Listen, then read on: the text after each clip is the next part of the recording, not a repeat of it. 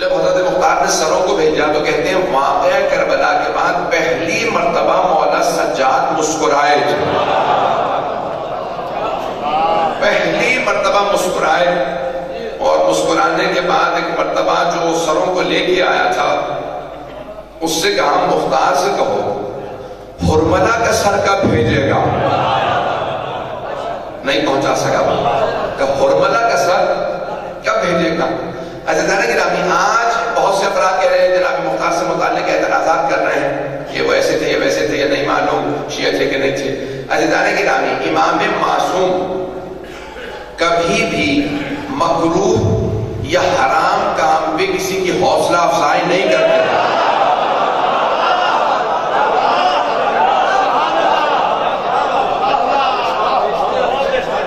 بھئی آدھا مجمع تو پہنچ گیا، آدھے کا مجھے معلوم نہیں۔ عزیزان گرامی، امام معصوم علیہ السلام کے لیے جائز نہیں ہے کہ وہ حرام یا مکروہ کام پہ کسی کی حوصلہ افزائی کریں، اسے انکریج کریں۔ یعنی یا واجب ہوگا جناب مختار کا بدلہ لینا، یا واجب تھا یا مستحب تھا؟ تبھی تو مولا سجاد کہہ رہے تھے مختار سے کہو ہرملہ کا سر کا بھیجے گا، یعنی مختار سے کہو باقیوں کو بھی مارے۔ اگر ان کا مارنا جائز نہ ہوتا تو مولا سجاد نہ کہتے باقیوں کے بھی سر بھیج۔ یہ مولا سجاد کا کہنا باقیوں کے سروں کو بھیج اس بات کی علامت ہے کہ مولا راضی ہیں۔ بات پہنچ رہی ہے؟ اور ایک اور میں بات آپ کو پیش کرتا ہوں، شاید جو ابھی تک خاموش ہے ان تک بات پہنچ جائے۔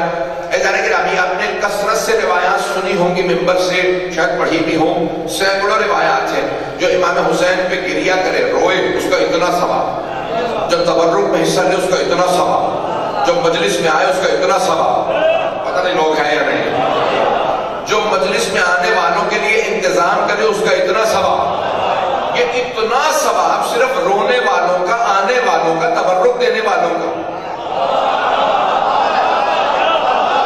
پہنچ گئے بہت سے لوگ، پہنچ گئے۔ ارے رونے والوں کا اتنا ثواب، تبرک میں حصہ لینے والوں کا اتنا ثواب، مجلس کا اہتمام کرنے والوں کا اتنا ثواب، اور جس ہستی نے قاتلان حسین کو مارا ہو،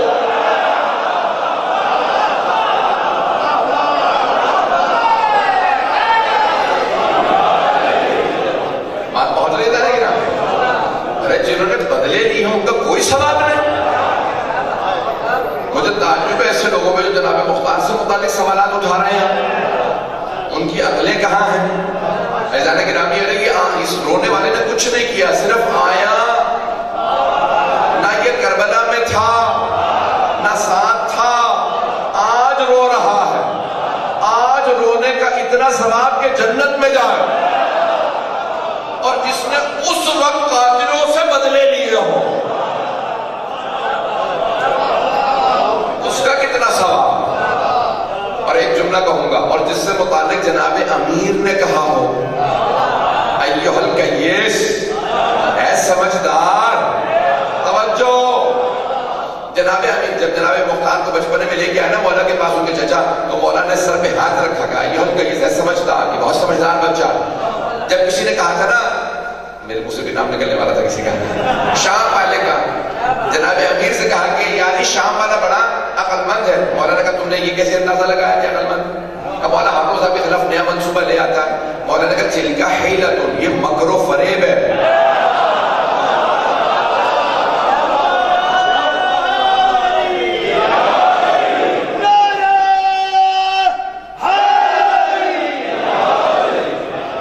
مکر و فریب سمجھتے ہیں نا، ہیلے بہانے ہیں، یہ عقل نہیں ہے۔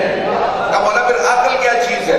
مولا نے کہا العقل ما عبد بہ الرحمن وَاقْتُصِبَ بِهِ الْجَنَانِ، عقل وہ ہے جو رحمان کی عبادت سکھائے اور جنت تک لے جائے۔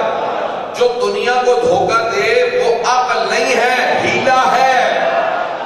لیکن جناب مختار کے سر پہ ہاتھ رکھ کے مولا نے فرمایا، مولائے کائنات نے کہا، علم لدنی کے مالک نے کہا،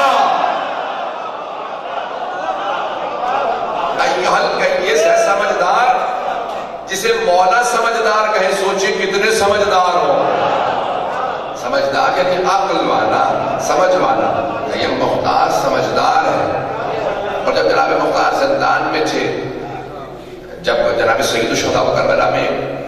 شہید کیا گیا تو اس وقت جو قریبی ترین شیعہ تھے وہ سب زندان میں تھے. عبید اللہ بن زیاد کی اس میں حضرت قمیل بن زیاد بھی تھے, حضرت میثم بن تمار بھی تھے.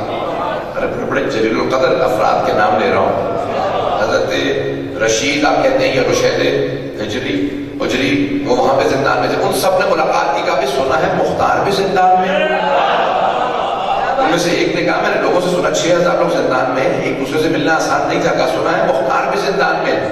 تو جناب ویسے میں تمہارے کا تلاش کرو جو مولا نے ہمیں بتایا تھا اس سے متعلق, ذرا ہم اسے بتا دیں. تو ایک مرتبہ سب نے جمع کیا, جناب مختار کو بلایا. کہا مختار جانتے ہو علی بن ابی طالب علیہ السلام نے تمہارے متعلق کیا کہا تھا؟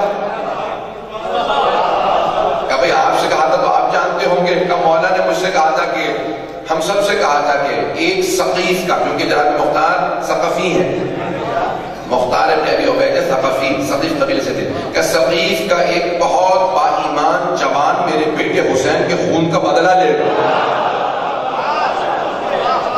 اس سے مولا نے بشارت دی, سوچیے اس کا مقام کیا ہوگا. بات پہنچ رہی ہے نا. ہمارے بہت بڑے ایک علم رجال کے فقیہ گزرے ہیں, نام تھا حضرت سید ابو القاسم الخوئی, نام سن رکھا ہوگا. ان کی علم رجال میں 24 جلدوں پہ کتاب ہے انسائکلوپیڈیا. اس کی جلد نمبر 16 میں جناب مختار پہ لکھا ہے. 2 جملے ان کے پیش کر دوں.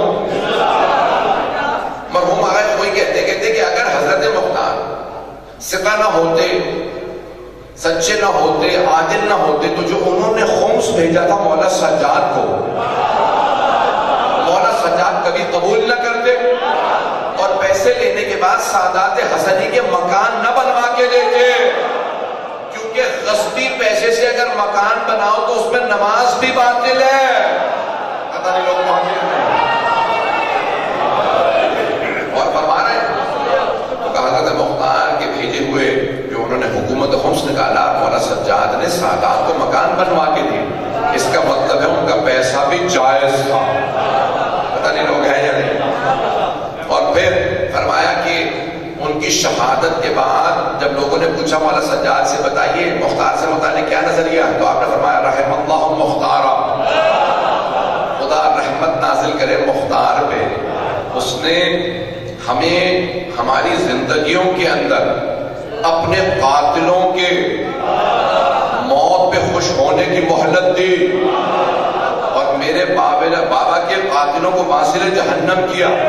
بنی ہاشم کی مستورات جو کبھی بناؤ سے دھار نہیں کرتی تھی, مختار کے سر بھیجنے پہ میں نے کہا اے بنی ہاشم کی مستورات بالوں کو سنوار لو. صرف پردے کر کے رکھتی تھی, بال نہیں بناتی تھی خواتین کربلا کے بعد. کا بال سنوار لو, آج مختار نے میرے بابا کے قاتلوں کے سر بھیجے.